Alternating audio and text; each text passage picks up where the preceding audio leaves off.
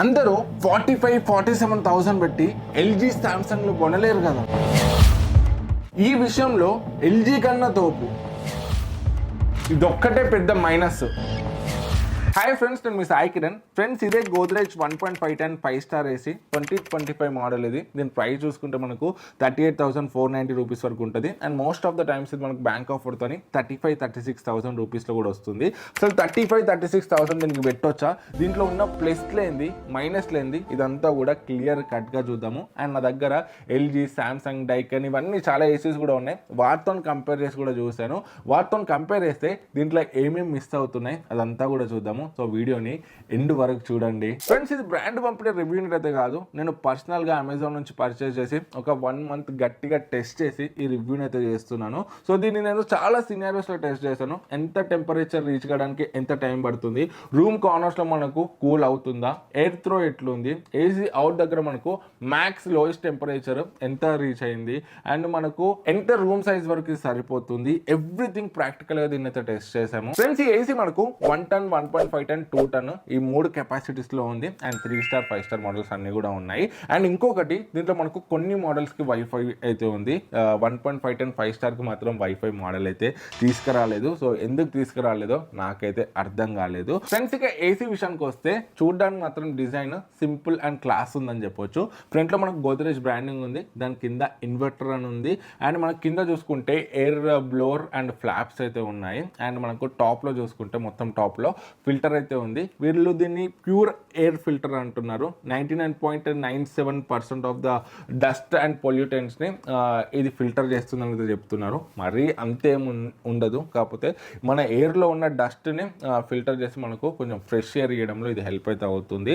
So మీరు maximum దీన్ని at least ఒక 15 డేస్కి ఒకసారన్నా ఈ ఫిల్టర్ని తీసి క్లీన్ చేయండి. ఈజీగానే వస్తుంది. ఇట్లా అంటే దీన్ని తీసేసి మీరు క్లీన్ అయితే చేసుకోవచ్చు. 15 డేస్ కుదరకపోయినా మంత్కి ఒకసారైనా క్లీన్ చేయండి.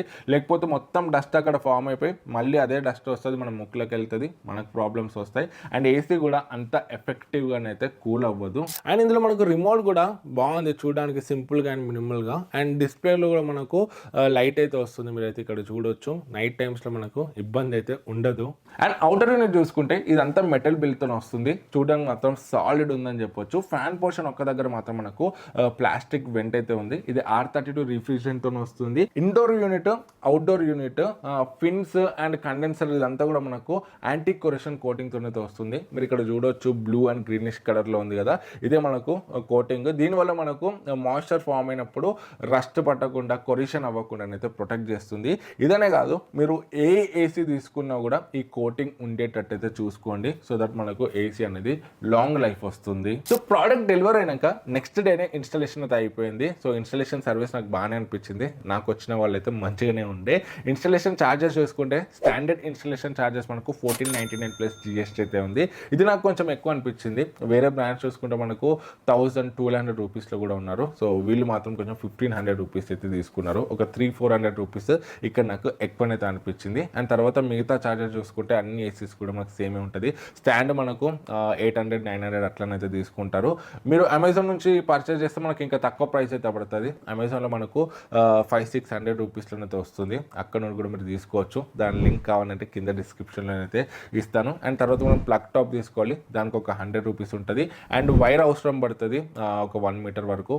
దానికి ఒక 140 రూపీస్ వరకు ఉంటుంది. ఒకవేళ ప్లగ్ పాయింట్ దగ్గర ఉంటే ఓకే, తక్కువ పడుతుంది. లేకపోతే వైర్ కొంచెం ఎక్కువనైతే పడుతుంది. ఇంకొకటి, మనకు 3 మీటర్స్ కాపర్ పైప్ అయితే ఇస్తారు. అది సరిపోతే ఓకే. ఇన్ కేస్ అది మనకు అవుటర్ దూరం ఉండేది సరిపోలేదు అనుకోండి, మీటర్కి మళ్ళీ 1000 రూపీస్ వరకు అయితే పడుతుంది. సో ఇవన్నీ ఛార్జెస్ కలుపుకుంటే 3100 రూపీస్ అయితే అయింది. సో ఇవన్నీ మనకు అడిషనల్ ఛార్జెస్ అయితే ఉంటాయి. ఈ ఏసీ అనే కాదు, మనం ఏ ఏసీ కొన్నా కూడా ఇవన్నీ అయితే పే చేయాల్సి ఉంటుంది. ఇది కూడా మీరైతే గుర్తుపెట్టుకోండి. ఫ్రెండ్స్, ఇది మనకు ఇన్వర్టర్ స్ప్లిట్ చేసి 100% కెపాసిటీ చూసుకుంటే 4800 వాట్ అయితే ఉంది. అంటే మనకు యాక్చువల్ 1.5 టన్ అయితే కాదు. యాక్చువల్ 1.5 టన్ మనకు 5280 వాట్ వరకు అయితే ఉంటుంది. ఇప్పుడు మాక్సిమం ఏసీస్ మనకి ఎల్జీ కానీ, సామ్సంగ్ కానీ ఇవన్నీ ఏసీస్ కూడా 5000 వాట్ వరకే ఉంటాయి. అంటే యాక్చువల్ 1.5 టన్ అయితే కాదు. మనకి డైకిన్ కానీ, ఇటాచి కానీ ఇట్లాంటివి మనకు యాక్చువల్ 1.5 టన్ అయితే ఉంటుంది. సో మనకు స్పెక్స్తో కాదు, రియల్ లైఫ్ పర్ఫార్మెన్స్, కూలింగ్ ఇదంతా ఎట్లుందో ఇప్పుడైతే చెక్ చేద్దాము. ఈ ఏసీ నేను 140 ఎఫెక్టివ్ రూమ్లో అయితే ఇన్స్టాల్ చేశాను. దీన్ని టర్బో మోడ్లో, నార్మల్ మోడ్లో, normal fan speed, high fan speed, medium fan speed and 24 degrees, 20 degrees, 16 degrees ఇట్లా డిఫరెంట్ సినారియోస్లో చెక్ చేసాము. ఫస్ట్ ఈ ఏసీ మ్యాక్సిమం పొటెన్షియల్ తెలుసుకోవడానికి నేను టర్బో మోడ్ని అయితే ఆన్ చేశాను. దీంట్లో ఒక 2.5-3 hours వరకు అయితే నేను రన్ చేశాను ఈ టెస్ట్ని. ఈచ్ 5 minutesకి నేను రీడింగ్స్ అయితే తీసుకున్నాను. సో ఎంత టైంకి ఎంత టెంపరేచర్ రీచ్ అవుతుంది, సో రూమ్ కార్నర్స్లో మనకు కూల్ అవ్వడానికి ఎంత టైం పడుతుంది. నా రూమ్ టెంపరేచర్ 30 degrees ఉన్నప్పుడు చెక్ చేశాను. నాకు 24 degrees రీచ్ అవ్వడానికి 13 minutes టైం పట్టింది. 20 degrees రీచ్ అవ్వడానికి 25 minutes పట్టింది. 18 degrees రీచ్ అవ్వడానికి 1 hour టైం పట్టింది. అండ్ 16 degrees రీచ్ అవ్వడానికి 2.5 hours ప్లస్ పట్టింది. సో ఇక్కడ మీరు రీడింగ్స్ అయితే చూడొచ్చు ఎంత టైంకి ఎంత టెంపరేచర్ రీచ్ అయిందని చెప్పి. మళ్ళీ నెక్స్ట్ డే నేను టర్బో మోడ్ కాకుండా నార్మల్ మోడ్లో 16 degrees టెంపరేచర్ సెట్ చేసి మ్యాక్సిమం ఫ్యాన్ స్పీడ్ పెట్టి చెక్ చేశాను ఎంత టైంకి ఎంత టెంపరేచర్ రీచ్ అవుతుందని. నేను చెక్ చేసేటప్పుడు రూమ్ టెంపరేచర్ 28.7 degrees ఉండే. అప్పుడు నాకు 24 degrees రీచ్ అవ్వడానికి 16 minutes టైం పట్టింది. 20 degrees రీచ్ అవ్వడానికి 40 minutes టైం పట్టింది. 18 degrees రీచ్ అవ్వడానికి 1 hour 30 minutes టైం పట్టింది. అండ్ 16 degrees రీచ్ అవ్వడానికి 3 hours ప్లస్ పట్టింది. ఎవ్రీ 5 minutesకి మనకు టెంపరేచర్ ఎంత రీచ్ అయింది అదంతా కూడా నేను టేబుల్ వేస్తాను డిస్ప్లే మీద, వన్స్ చెక్ చేయొచ్చు. అండ్ ఏసీ నుంచి మనకు మ్యాక్సిమం ఎంత కూల్ వస్తుందని చెప్పేసి కూడా నేను రికార్డ్ చేశాను. సో నాకు మ్యాక్సిమం లోయెస్ట్ టెంపరేచర్ చూసుకుంటే 6.5 అని చెప్పొచ్చు. అండ్ ఇంకా మనం లాంగ్ అవర్స్ ఆన్లో ఉంచినప్పుడు 5.9 కూడా ఒకసారి రీచ్ అయింది, విచ్ ఈస్ గుడ్ అని చెప్పొచ్చు. నాట్ బ్యాడ్, మంచి నంబరే, మంచిగా కూలింగ్ అయితే అవుతుంది రూమ్ అయితే. సో మనకు వేరే ఏసీస్ చూసుకుంటే మనకి ఎల్జీ కానీ ఇవి మనకు 5.36 ఇట్లా రీచ్ అయినాయి. సింపుల్ గా చెప్పానంటే నా 140 SFT రూమ్ ని 30 degrees టెంపరేచర్ అయితే ఉండే, దాన్ని కూల్ చేయడానికి నాకు అరౌండ్ 20 to 25 minutes టైం అయితే పట్టింది. సో ఇది మనకు ప్లేస్ టు ప్లేస్ చేంజ్ అవుతుంది. ఇన్ కేస్ ఒకవేళ మీరు అపార్ట్మెంట్లో టాప్ ఫ్లోర్లో ఉండి ఫుల్ ఎండ పడే దగ్గర ఉంటే కొంచెం టైం అయితే అటు ఇటు అయితే అవ్వచ్చు. సో నేను రికార్డ్ చేసిన కండిషన్స్లో మాత్రం నాకైతే ఒక 20-25 minutesలో రూమ్ అంతా మంచిగా కూల్ అయితే అయింది. కూలింగ్ చూసుకుంటే దీంట్లో చాలా బాగుందని చెప్పొచ్చు. మీది 130 SFT అయినా 140 SFT వరకు మీకు ఇది సరిపోతుంది. సో మోర్ దెన్ 140 SFT అంటే మనకు వేరే ఆప్షన్స్ అయితే ఉన్నాయి, అవి కూడా నేను కింద డిస్క్రిప్షన్లో ఇస్తాను. బట్ మీది బిలో 140 SFT అయితే మాత్రం ఇది మీకు కూలింగ్ పరంగా చాలా అంటే చాలా బాగుంటుంది. నెక్స్ట్ మనము 8th row చెక్ చేద్దాము. ఇక్కడ కూడా నేను టర్బో మోడ్లో చెక్ చేస్తాను, తర్వాత నార్మల్ మోడ్లో 3 different ఫ్యాన్ స్పీడ్స్లో అయితే చెక్ చేస్తాను. టర్బో మోడ్లో చూసుకుంటే 1024 రీచ్ అయింది, విచ్ ఇస్ క్రేజీ అని చెప్పొచ్చు, చాలా క్రేజీ అని చెప్పొచ్చు. అండ్ నెక్స్ట్ మనకు ఫ్యాన్ స్పీడ్ 3లో చెక్ చేస్తే నార్మల్ మోడ్లో నాకు 768 రికార్డ్ అయింది. ఫ్యాన్ స్పీడ్ 2లో పెడితే 728 రికార్డ్ అయింది. ఫ్యాన్ స్పీడ్ 1లో పెడితే 689 రికార్డ్ అయింది. అదే మనము ఎల్జీలో చూసుకుంటే దాంట్లో మనం మ్యాక్సిమం ఫ్యాన్ స్పీడ్ పెట్టి విరాట్ మోడ్ పెడితే మనకు 689, 700 అయితే రీచ్ అవుతుంది. దీంట్లో మనకు 8th row అనేది చాలా అంటే చాలా పవర్ఫుల్ ఉంది. అండ్ నెక్స్ట్ నేను డైకిన్తో కూడా చెక్ చేస్తాను డైకిన్ ఎంత రీచ్ అవుతుందని. డైకిన్ మాత్రం మనకి ఎక్కువ ఉంది, 1100 ప్లస్ ఉంది, 1200 వరకు అయితే ఉంది దాంట్లో చూసుకుంటే. సో డైకిన్కి దగ్గర ఉంది, ఎల్జీ కన్నా ఫార్ బెటర్ ఉందని చెప్పొచ్చు 8th row విషయంలో. ఇంత 8th row ఉండడం మనకు బెనిఫిటే. రూమ్లో మనకి ఎయిర్ సర్క్యులేషన్ మంచిగా ఉంటుంది, రూమ్ కూడా మనకు మంచిగా కూల్ అవుతుంది. మనం కూర్చున్నప్పుడు కూడా మనకు ఎయిర్ తాకుతుంటే మంచి ఫీల్ వస్తుంది, చాలా బాగుంటుంది. 8th row ఉండడం మంచి విషయమే. కాకపోతే దీనివల్ల మనకు ఒక బిగ్గెస్ట్ మైనస్ కూడా అవుతుంది, ఏంటంటే కొంచెం నాయిస్ అయితే ఎక్కువ ఉంది వేరే ఏసీస్తో కంపేర్ చేస్తే. నెక్స్ట్ మనము నాయిస్ లెవెల్ చూసుకుంటే వీళ్ళు క్లైమ్ చేస్తున్న ప్రకారం 38 dB అయితే వీళ్ళు క్లైమ్ చేస్తున్నారు. బట్ నేను డిఫరెంట్ సినారియోస్లో అయితే చెక్ చేస్తాను. ఫ్యాన్ స్పీడ్ 1 పెట్టి చెక్ చేస్తాను, ఫ్యాన్ స్పీడ్ 2 పెట్టి 3 పెట్టి ఇది ఏంటి టర్బో మోడ్ వీటన్నిటిలోనైతే చెక్ చేశాను. సో నాకు ఎక్కడ కూడా వీళ్ళు క్లైమ్ చేసింది అయితే రీచ్ కాలేదు. 38 dB అయితే అస్సలు రీచ్ అవ్వలేదు, అట్లీస్ట్ 40 కూడా dB రీచ్ అవ్వలేదు. సో నాకు 1 ఫ్యాన్ స్పీడ్లో పెట్టుకుంటే 43.7 రీచ్ అయింది. మీడియం ఫ్యాన్ స్పీడ్లో మనకు 44.9 రీచ్ అయింది. ఫుల్ ఫ్యాన్ స్పీడ్లో నాకు 46.5 అయితే రీచ్ అయింది. సో మనకు ఇది కొంచెం వేరే ఏసీస్తో కంపేర్ చేస్తే అంత సైలెంట్ ఏసీ అయితే కాదు ఇది. మీకు సైలెంట్ ఏసీ మెయిన్ ప్రోడక్ట్ అయితే ఎల్జీకి వెళ్ళిపోండి, ఎల్జీ చాలా బాగుంటుంది. వాళ్ళు 30 dB క్లైమ్ చేస్తున్నారు, 31-32 dB క్లైమ్ చేస్తున్నారు, కానీ నా టెస్టింగ్లో నాకు 35 dB వరకు అయితే వచ్చింది. అండ్ నెక్స్ట్ డైకిన్ కూడా పవర్ఫుల్ 8th row ఉంటుంది దీంట్లో కూడా.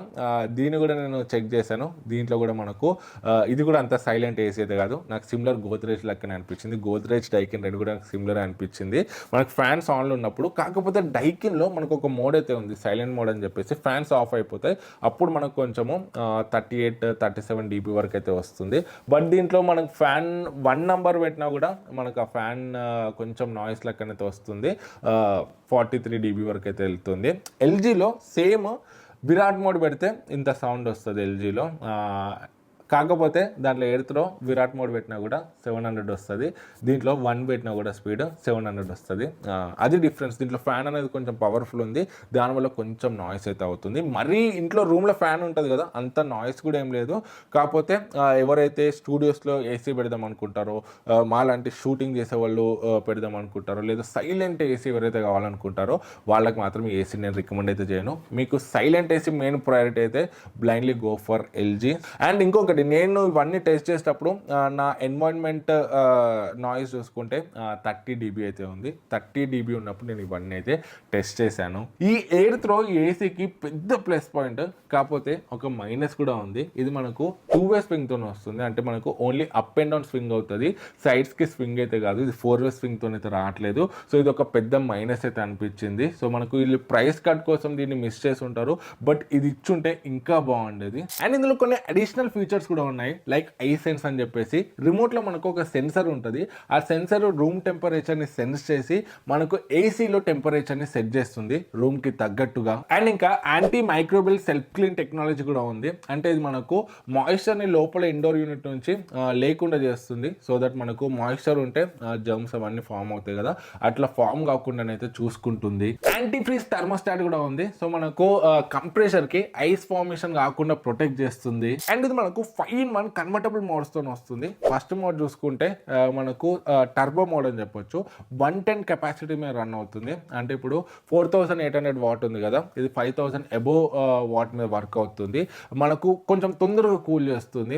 రూమ్లో ఎక్కువ మంది ఉన్నా, లేకపోతే రూమ్ కొంచెం ఫాస్ట్గా కూల్ కావాలన్నా మీరు దీన్ని అయితే ఆన్ చేయవచ్చు. కాకపోతే దీన్ని ఎక్కువసేపు అయితే ఆన్లో ఉంచకండి, కంటిన్యూగా దీన్ని ఆన్ చేసి అయితే ఉంచకండి, కొంచెం లోడ్ ఎక్కువ పడుతుంది అండ్ ఏసీ కూడా తొందరగా ఖరాబ్ అవ్వడానికి ఛాన్సెస్ అయితే ఉంటాయి. సో మీకు ఎక్కువ మంది ఉన్నా, లేదా తొందరగా మీరు బయట ఎండలో నుంచి వచ్చారు, కొంచెం ఫాస్ట్గా కూల్ కావాలంటే మీరు ఒక 20-30 మినిట్స్ వేసేసి ఆఫ్ చేసుకోవచ్చు. 20-30 మినిట్స్లో మంచిగా కూల్ అయిపోతుంది, తర్వాత నార్మల్ మోడ్ పెట్టేసుకోండి. మీకు కూలింగ్ బాగుంటుంది, at the same time AC కూడా ఖరాబ్ అవ్వదు. అండ్ ఇది మనకు 5-star ఏసీ. ఐసీ రేటింగ్ చూసుకుంటే 5.10 ఉంది.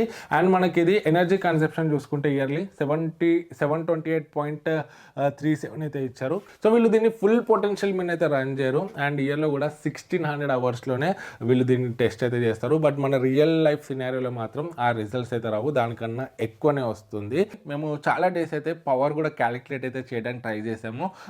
మీరు ఇక్కడ రీడింగ్స్ అయితే చూడొచ్చు. ఎవ్రీడే మేము 7 hours వరకు అయితే క్యాలిక్యులేట్ చేసాము. ఒకరోజు 24 degreesలో పెట్టి, ఒకరోజు టర్బోలో పెట్టి, ఒకరోజు 16లో పెట్టేసి కంప్లీట్గా రన్ చేసి అయితే చెక్ చేసాము. సో మాకు డేకి ఎంత కాలిందో మేము ఇక్కడ డిస్ప్లే మీద అయితే ఇస్తాము, పవర్ ఎంత కాలిందో మీరు ఇక్కడనైతే చూడొచ్చు. నెక్స్ట్ మనం వారంటీ చూసుకుంటే ఇది మనకు 5 years కాంప్రహెన్సివ్ వారంటీతో వస్తుంది. మనకు పీసీబీ అండ్ ప్రోడక్ట్ మీద మొత్తం 5 years వారంటీ ఉంటుంది, అండ్ 10 years కంప్రెసర్ మీద వారంటీ అయితే వస్తుంది. మనం వేరే ఏసీస్ చూసుకుంటే మనకు ఓన్లీ 1-2 years కాంప్రహెన్సివ్ వారంటీ ఇస్తారు. పీసీబీ మీద 5 years ఇస్తున్నారు, బట్ వీళ్ళు కాంప్రహెన్సివ్ వారంటీ ఇస్తున్నారు, విచ్ ఇస్ వెరీ గుడ్ అని చెప్పొచ్చు. ఈ ఏసీకి ఇది కూడా ఒక పెద్ద ప్లస్ పాయింట్ అవుతుంది. అండ్ వారంటీ ఎట్లుంటుందో చెక్ చేద్దామని చెప్పేసి, ఇష్యూ ఏం లేకపోయినా కూడా వాటర్ లీక్ అవుతున్నాయని చెప్పేసి నేను ఒక కంప్లైంట్ అయితే రేజ్ చేశాను. మనం కంప్లైంట్ కూడా ఈజీగా రేజ్ చేయొచ్చు. వీళ్ళ వాట్సాప్ నెంబర్ ఉంటుంది, నేను ఇక్కడ ఇస్తాను. అక్కడ మనం మెసేజ్ చేసి మన ఇష్యూని అంతా కూడా అక్కడనైతే చెప్పేసి మనము టికెట్ అయితే రేజ్ చేయవచ్చు. నాకు నెక్స్ట్ డేనే కాల్ వచ్చింది, సర్వీస్ పర్సన్ కాల్ చేశారు, ఏం ఇష్యూ ఉంది, లొకేషన్ ఎక్కడ అని చెప్పేసి అడిగారు. నేను చెప్పాను ఇట్లా వాటర్ కారుతున్నాయి, కాకపోతే ఇప్పుడు సెట్ అయిపోయింది, మళ్ళీ ఏమైనా కాడితే మీకు కాల్ చేస్తా అని చెప్పేసి అట్లా కట్ అయితే కొట్టేశాను. నాకు సర్వీస్ చూసుకుంటే బాగానే అనిపించింది, కాకపోతే సర్వీస్ అనేది place to place, person to person change అయితే అవుతుంది. బట్ నాకు మాత్రం హైదరాబాద్లో నాకు బాగానే అనిపించింది. ఫ్రెండ్స్, ఇక ఫైనల్గా కంక్లూషన్కి వస్తే దీంట్లో నాకు మేజర్గా మైనస్ అనిపించిన ఏమన్నా ఉన్నాయంటే, ఫస్ట్ది ఇది మనకు 4-way స్వింగ్ అయితే లేదు, సో మనకు 2-way స్వింగ్తో వస్తుంది, ఇది మేజర్ మైనస్ అనిపించింది. అండ్ సెకండ్, ఇది మనకు వైఫై సపోర్ట్ అయితే లేదు దీంట్లో. ఇప్పుడు అన్ని ఏసీ స్మార్ట్ ఏసీస్ వస్తున్నాయి, బట్ దీంట్లో వైఫై అయితే లేదు. అండ్ నెక్స్ట్ చూసుకుంటే మనకు నాయిస్ కూడా స్లైట్గా ఎక్కువనైతే ఉంది వేరే ఏసీస్తో కంపేర్ చేస్తే. కాకపోతే డైకిన్ ఇట్లాంటి కొన్ని ఏసీస్ అయితే ఉంటాయి ఎక్కువ పవర్ఫుల్ బ్లోర్ ఉన్నవి మనకు కొంచెం నాయిస్ అయితే వస్తాయి. సో ఇవి నేను అబ్జర్వ్ చేసినవి. అండ్ ప్లస్ పాయింట్స్ ఏమున్నాయంటే మనకు అఫోర్డబుల్ ప్రైస్లో 1.5 టన్ 5 స్టార్ ఏసీ, అది కూడా మంచి బ్రాండ్ నుంచి మంచి సర్వీస్ నుంచి అయితే వస్తుంది. అండ్ మనకు ఎయిర్ త్రో కూడా ఎక్సలెంట్ ఉంది. సో మనకు ఎల్జీ, శాంసంగ్ వీటన్నిటికన్నా కూడా ఎయిర్ త్రో అనేది చాలా బాగుంది. కూలింగ్ కూడా బాగుంది. సో కూలింగ్ కూడా మీకు 140 SFT రూమ్ వరకు చాలా అంటే చాలా చిల్ చేస్తుంది. సో ఇది దీంట్లో ఉన్న ప్లస్లు మైనస్లు. ఒకవేళ మీ బడ్జెట్ అండర్ 40,000 అయి ఉండి ఒక మంచి 1.5 టన్ 5 స్టార్ ఏసీ కోసం చూస్తే ఈ ప్లస్లు మైనస్లు చెక్ చేసుకొని మీరైతే డిసైడ్ అవ్వచ్చు. అండ్ మీకు బడ్జెట్ ఉంది, మేము 40,000 ఎబైనా పెట్టగలుగుతామంటే మాత్రం మనకి ఇంకా బెటర్ ఆప్షన్స్ అయితే ఉన్నాయి.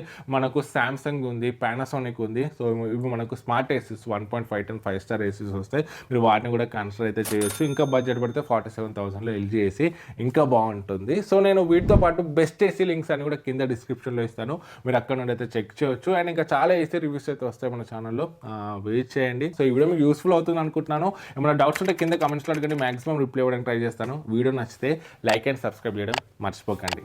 జై హింద్.